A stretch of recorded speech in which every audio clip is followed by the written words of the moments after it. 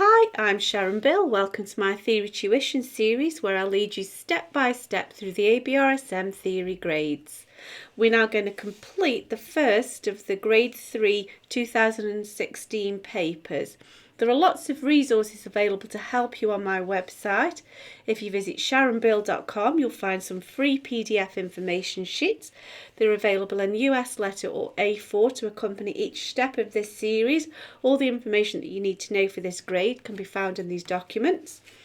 There's also a page with links to all of my YouTube video tutorials, and so if you want to refresh your knowledge and do a bit of revision on any subjects, there are video tutorials on all the information that you need to know for these grades too. You can also access information about the books that I have available.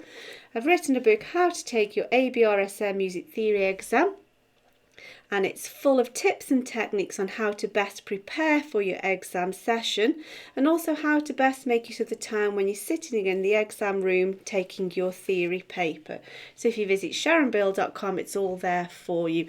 If you can give me a like, that'd be fab, and subscribe to my channel to keep updated. And so now if you grab your pencil, make sure it's nice and sharp.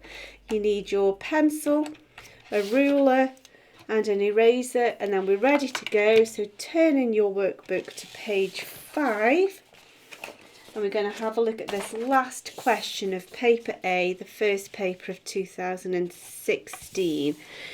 So I hope that you've had a go of these questions on your own first. It doesn't matter if you've gone wrong. You can always try again on the next paper. It's always best to try on your own first because then you'll learn by your mistakes. However, I'm now going to work through these questions with you. So all of the questions on this page are going to keep referring back to this melody here at the top of the page. And if you move down to section A, we've got some Italian terms and some musical performance directions. Now in the exam papers from 2018 onwards, the ABRSM Music Theory papers have been revised, and these are going to be presented to you from now on in multiple choice. But we'll go ahead and answer these as written here because it's good revision to just bring these definitions to mind. So have a little go of these and then we'll go through them together. So allegretto means fairly quickly. It's not as quick as allegro, just fairly quickly. Semplice means simply, or another definition of that could be plain. This little symbol here, it says, for example, in bar 1, we see it here, we also see it here, and we also see it in bar 4, and that was first addressed in grade 1. That's an accent mark, and that means to play with extra pressure.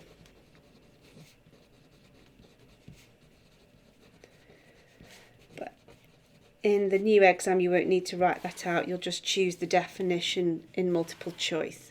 So this little symbol here in bars 2 to 3, now you need to be careful because this can mean different things in different situations. In bars 2 to 3 it's over lots of different notes, and so this means it's a slur, which means play legato or smooth and connected. Just be careful though, because sometimes when it's applied note head to identical next door note head, that's a timing issue and then that becomes a tie.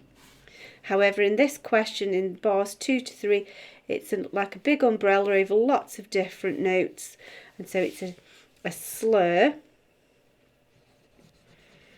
which means to play in a smooth, connected manner.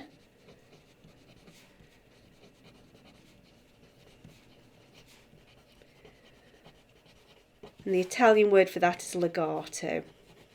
There we go. So this symbol here, sometimes referred to as a hairpin, sort of opening out hairpin, in bar 3. That's the symbol for a crescendo, spelt crescendo, and it literally means gradually getting louder.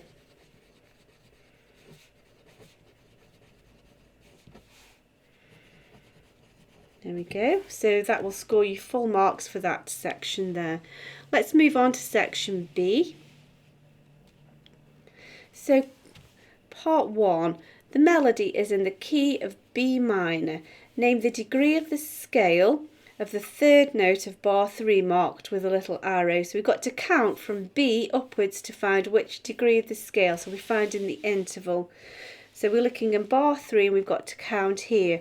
Now there's a clue straight away here, but I'll come back to that clue in a moment. If we count from B, now we've got to count upwards, so we'll have to start on the B below the middle C ledger line. 1, 2, 3, 4, 5, 6, 7. So we know that that's the 7th degree of the scale, and the clue is, if you remember, we're in B minor, and the 7th degree of the scale is usually raised. It's always raised as a 7th there, so the sharp should give us a clue as well. But we've counted up to be doubly sure, and it's a 7th. Which other key has the same key signature as B minor? So B minor is related to D major, which shares the same key signature of 2 sharps. Answer true or false to this statement. Every complete bar actually, in this melody contains at least one note of the tonic triad of B minor. So let's find out, first of all, what the tonic triad of B minor is. So a tonic triad is made up of the 1st, the 3rd and the 5th degrees of the scale. We know that the 1st degree of the scale is B. So the 3rd, B, C, D, E, F. It's F sharps, but the key signature will take care of that. So we need to look to see, does every complete bar in this melody contain at least one of these notes? So let's glance through. We need a B, a D or an F. That's not a complete bar, although it's a B anyway, so it still stands. So we've got F, B, so that one does. We've got an F and a D, so yes, that one does. We've got an F and a D, so they've all got at least one. That's a B, that's a D, that's not a complete bar, but actually it's got a B in it anyway, so yes, that's true. Let's look at the next question. Describe the time signature as simple or compound, and is it duple, triple or quadruple? So to answer this first question is we need to look to see, is it divided into groups of 2? Simple time is groups of 2 and compound time is groups of 3. So let's have a look, and you can see in this first complete bar we grouped in 3s. 1 1/2, 2, 3. 1, 2, 3. 1 1/2, 2, 3. 1, 2, 3. So yes, it's compound time. So that's the first part of that question. And now we need to know how many groups of 3 are there, 2, 3 or 4. We can see there's one group of 3, 2 groups of 3. And actually, even without looking at that, we should remember that 6, 8 is compound duple. So we can look at that in 2 different ways to be doubly sure. Question 5. How many semiquavers or 16th notes are the tied notes in bar 4 worth in total? So the tied notes of bar 4 are here. And how many semiquavers or 16th notes? So we know that that divides into 2 quavers. That would be 4 semiquavers. And then this one again divides into 2 semiquavers. So 1, 2, 3, 4, 5, 6. There we go. I'm just going to rub that out now. I've done the thinking.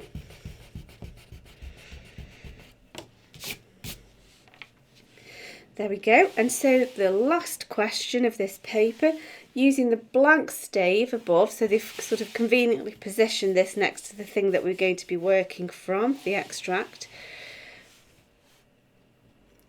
We need to write out the melody from the beginning of bar 2, so just watch out there, to the end of the music an octave lower using the bass clef as shown. So from the beginning of bar 2 to the end of the melody. So we're going to go from here to the end of the melody. and we've got to write this in the bass clef. Now we always need to use, but we've got to go an octave lower. We need to use middle C as our reference point, that's sort of the anchor point. At present, this is the A above middle C, so an octave lower will take us to the A below middle C. And so here's middle C, B, A. So we're starting here. And so we're going to start on that note, down a step, G, F, F again, D, E, bar line,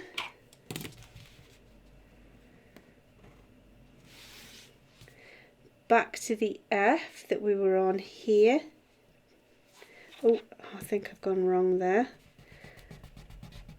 Yeah, went down too far. D, E, there we go. F, that's it. So we're back to where we were on the F. F again. Up 1, 2, 3, 1, 2, 3 to the A, and this should be the note that we started on with a sharp, which it is, so we know we're right. Now here is C, so an octave lower would be middle C, which is 3 steps higher. Up a step, C, D, bar line,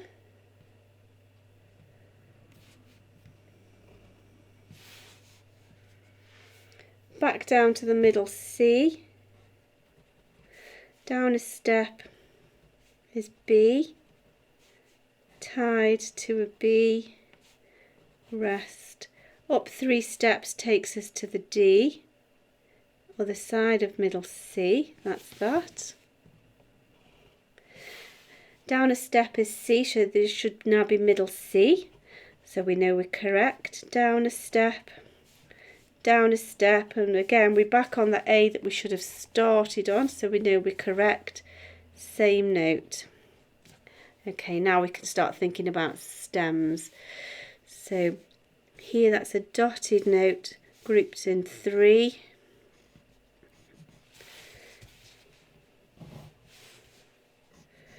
And so that needs to be a semi-quaver or 16th note. Stems are coming down now because we're above that middle line. This can go either way, but it will suit to go upwards there. Now all of these will be joined together. Use a ruler, get those joined together. And then these 3 need another beam.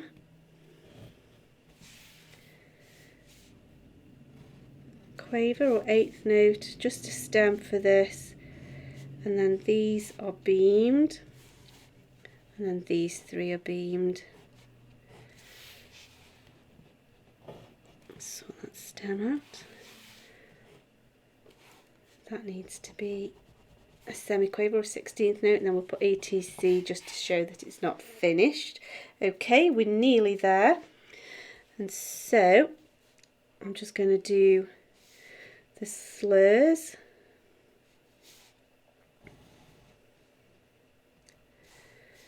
over the bar line all the way to here now, all the way to the end. Are there any other performance directions? So here we need a crescendo, diminuendo, and an accent